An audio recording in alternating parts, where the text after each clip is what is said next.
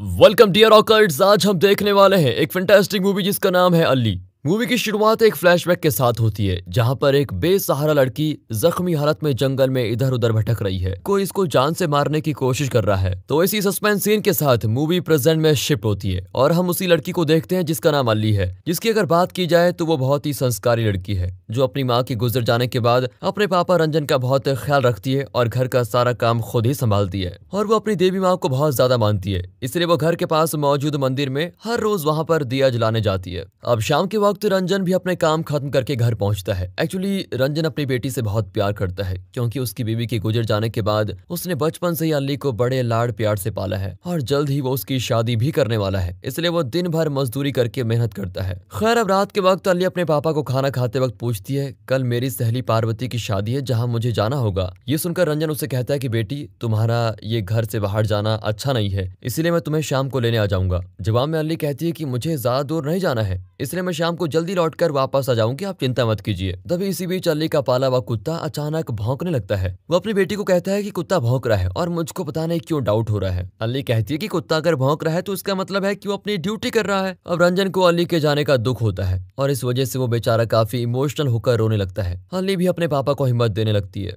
खैर अब अगली सुबह होने के साथ रंजन अपने काम पर निकल जाता है और थोड़ी देर के बाद अली की मुलाकात गणेश से होती है। गणेश की अगर बात की जाए तो वो एक पुजारी का बेटा है जो अली के घर के पास मौजूद देवी मंदिर में अक्सर आया करता है। और सीक्रेट बात तो यह है कि ये दोनों एक दूसरे को काफी चाहते हैं, लेकिन परिवार वालों की बात न होने की वजह से इनका रिश्ता अभी तक जुड़ा नहीं। अब गणेश उससे थोड़ी बात करने के बाद मंदिर चला जाता है और अली कुछ काम के लिए घर से थोड़ी दूर एक घने जंगल में आ जाती है, जहाँ कुछ अनकंफर्टेबल महसूस होने के बाद वो काफी डर जाती है और भागते हुए फिर से अपने घर की ओर आती है जैसे कि कोई उसका पीछा कर रहा हो। फाइनली घर आने के बाद जैसे ही गणेश अली से शादी की बात पूछता है तो वो कहती है कि जब तक मेरे पापा नहीं मानेंगे हमारा रिश्ता होगा नहीं। तो फिर क्या था, गणेश भी उसके रिप्लाई का वेट करते करते वहां से निकल जाता है और फिर अली अपनी दोस्त की शादी को अटेंड करने के लिए निकल पड़ती है। अब रात बहुत बीत जाती है और रंजन भी घर आ जाता है, पर उसको एक बात की चिंता सताई जा रही है कि अब तक अली घर क्यों नहीं पहुंची। अब रंजन अली से कांटेक्ट करने की कोशिश करता है लेकिन उसका फोन स्विच ऑफ आता है। वहीं दूसरी ओर हम अली को देखते हैं जो घर आने के लिए निकल पड़ी है,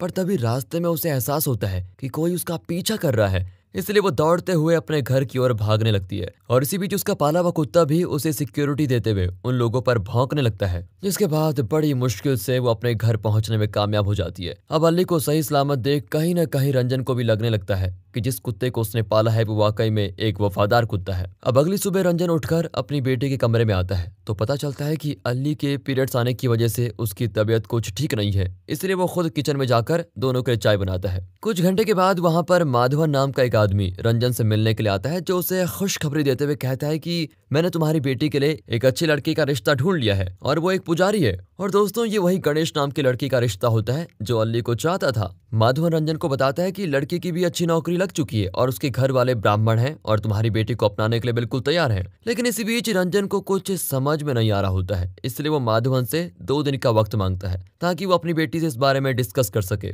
घर आने के बाद रंजन शादी का जिक्र अली से करता है, जिसमें अली कहती है कि आपकी खुशी में ही मेरी खुशी है पापा, आप जिसे चाहेंगे मैं उसे खुशी खुशी शादी कर लूंगी। अब अगली सुबह संडे की छुट्टी होने के कारण रंजन डिसाइड करता है कि वो अपने घर के लिए एक बाथरूम बनवाएगा। थोड़ी देर के बाद वो अपने काम में लग जाता है। इसी बीच गणेश वहां आकर रंजन से मुलाकात करता है, जिसमें वो कहता है कि जिसका रिश्ता आपकी बेटी के लिए आया हुआ है वो लड़का मैं ही हूँ। वो साथ ही साथ ये खुशखबरी भी देता है कि मुझे IT कंपनी में जॉब मिल गई है और साथ ही मैंने शादी के लिए अपने घर वालों को भी मना लिया है। अब ये देखकर रंजन भी काफी खुश हो जाता है। अब वहां से जाने के बाद गणेश अली से मिलने के लिए आता है, जहां अली नदी के किनारे कपड़े धो रही होती है। गणेश उससे कहता है कि कल मैं जॉब के लिए जाने वाला हूं और अपना नंबर भी उसको दे देता है ताकि वो दोनों एक दूसरे से बात कर सके। अब अगले दिन रंजन के घर के पास कुछ मजदूर खुदाई कर रहे होते हैं, जिसको देखकर उसे आइडिया आता है कि आज रात वो इन दोनों के साथ दारू पार्टी करेगा, इसलिए वो अली से झूठ बोलते हुए उनके साथ निकल जाता है। रंजन के जाने के बाद अली अपनी दोस्त पार्वती को फोन करके उसे अपने घर पर आने के लिए इनवाइट करती है और साथ ही साथ गणेश को भी कॉल करके अपने दिल की बात शेयर करती है। अब प्लान के मुताबिक रंजन टल्ली होकर उन 2 मजदूरों के साथ घर पहुंचता है, जिसे नशे में देखकर अली को बहुत बुरा लगता है और वो उसे कमरे में ले जाकर सुला देती है। पर रात के सोने के वक्त जैसे ही अली की आंख लगती है कोई अनजान आदमी उसके घर के दरवाजा तोड़ने लगता है। जिससे डरकर अल्ली तुरंत अपने पापा को उठाने की कोशिश करती है, लेकिन नशे में होने की वजह से वो उठ नहीं पाता और अब बचने के लिए अल्ली के पास कोई उपाय नहीं होता। इसलिए वो पिछले दरवाजे से अपनी पड़ोसी सुमति अम्मा के यहाँ भाग जाती है और इस तरह ये रात भी कट जाती है। अगली सुबह सुमति अम्मा अल्ली को उसके घर छोड़ने के लिए आती है और साथ ही साथ रंजन को भी डांट लगाती है कि जवान बेटी के घर में रहते हुए तुमने शराब पी और अपनी बेटी की सिक्योरिटी के साथ खिलवाड़ किया। अम्मा की ये बातें सुनकर रंजन को बहुत पछतावा होता है और ऐसी गलती दोबारा न होने के लिए वो अली से वादा भी करता है कि आज के बाद मैं शराब नहीं पीऊंगा। खैर, अब सब हो जाने के बाद जैसे ही रंजन काम के लिए निकलता है तो उसे दो अनजान बाइक सवार टक्कर मार देते हैं, जिससे उसके पैर पर गंभीर चोट लगती है। इसके बाद उसकी पहचान वाले उसे घर तक छोड़ने भी आते हैं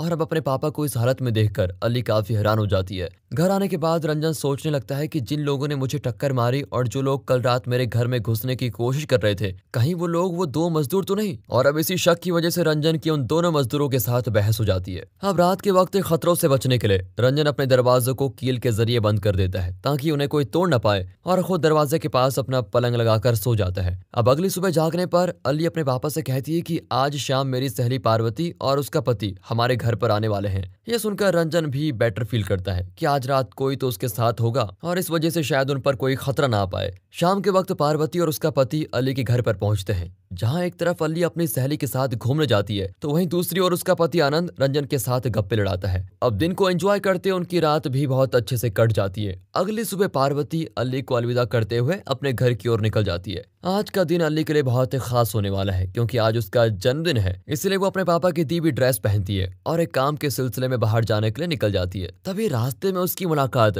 आवारागर्दी करने वाले दो गुंडों से होती है जिनका नाम सैमुअल और मुथु है, जिनसे दुश्मनी का एक्चुअल रीजन ये होता है कि एक बार अली ने सैमुअल को किसी औरत को बुरी निगाहों से देखते हुए रंगे हाथों पकड़ लिया था। इसके बाद इन दोनों में दुश्मनी हो गई और सैमुअल उसे हर जगह परेशान करने लगा और आज इसी खुंदस की वजह से सैमुअल और मुथु उसे जबरदस्ती करते हुए परेशान करने लगते हैं। लेकिन बेचारी अली कैसे भी करके अपनी जान छुड़ाकर वहां से भागने में कामयाब हो जाती है और अपने घर पहुंचती है। घर पहुंचने के बाद अली थोड़ा हिम्मत करते हुए अपने पापा का रखा हुआ चाकू लेकर उन्हें मारने के लिए बाहर आती है, लेकिन मौके का फायदा उठाकर वो दोनों फरार हो जाते हैं। घर वापस आने के बाद अली अपने पापा से कहती है कि हम ज्यादा देर यहाँ सुरक्षित नहीं रह पाएंगे क्योंकि हमारे आसपास बहुत सारे दरिंदे हम पर नजर बनाए रखे हुए हैं। अपनी बेटी की ये बात सुनकर रंजन उसे कहता है कि बहुत ही जल्द हम इस जगह को छोड़कर यहाँ से चले जाएंगे बेटा। अब थोड़ी देर के बाद अली नहाने के लिए चले जाती है और जैसे ही वो बाथरूम में एंटर करती है तो वहां पर सैमुअल और मुथु पहुंच जाते हैं, जो कि शायद अपने आखिरी मकसद को अंजाम देने के लिए आए हैं। अब प्लान के मुताबिक वो अली को कुछ ना करते हुए सीधा घर में आ जाते हैं और रंजन को बंदी बनाकर मारने लगते हैं।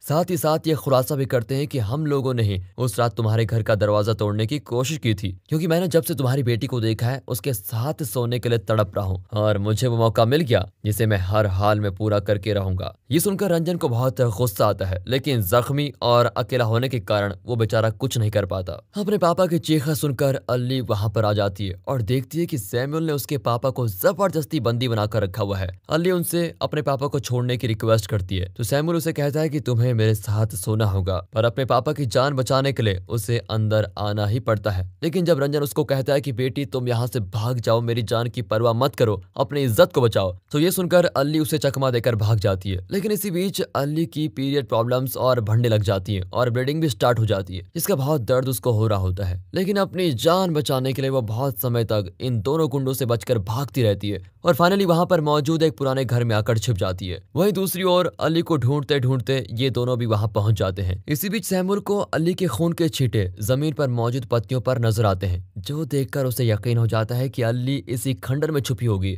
अंदर आकर वो फाइनली उसको दबोच लेते हैं और उसके सर पर वार करके उसको बेहोश कर देते हैं। अब थोड़ी देर के बाद जब अली को होश आता है तो सैमुअल उसके साथ जबरदस्ती करता है और इसी बीच अली मौके का फायदा उठाकर उसके प्राइवेट पार्ट को ही काट लेती है और फिर चकमा देकर भाग जाती है। तो फिर क्या था, फिर एक बार इन तीनों में भागम भाग शुरू हो जाती है और काफी लंबे टाइम तक ये दोनों अली का पीछा करते ही रहते हैं, लेकिन अली इनके हाथ नहीं आती। पर इसी बीच पीरियड प्रॉब्लम की वजह से अली की तबीयत और बिगड़ने लगती है, लेकिन वो कैसे भी करके एक जगह आकर छिप जाती है। थोड़ी देर के बाद मुथु को अली दिखाई देती है, जिसे पकड़ने के लिए जब वो आगे बढ़ता है तो सीधा दलदल में जाकर गिरता है और वहां जाते ही धीरे धीरे मुथु उसमें फंसने लगता है और देखते देखते उसकी मौत हो जाती है। अब चौंकाने वाली बात ये होती है कि ऑलरेडी अली को पता था कि इस जगह पर दलदल है, इसलिए उसने जानबूझकर मुथु को उस लोकेशन पर बुलाकर मौत की नींद सुला दिया। अब अपने दोस्त को मरते हुए देख सैमुअल भी वहां पर आ जाता है, लेकिन उसको बचा नहीं पाता। अब अली उस जगह से निकलकर एक खुली जगह पर आ जाती है, जहां सैमुअल भी उसको ढूंढते ढूंढते पहुंच जाता है। इसके बाद उन दोनों की फिर से जानलेवा लड़ाई शुरू हो जाती है, जहां सैमुअल अली पर भारी पड़ने लगता है।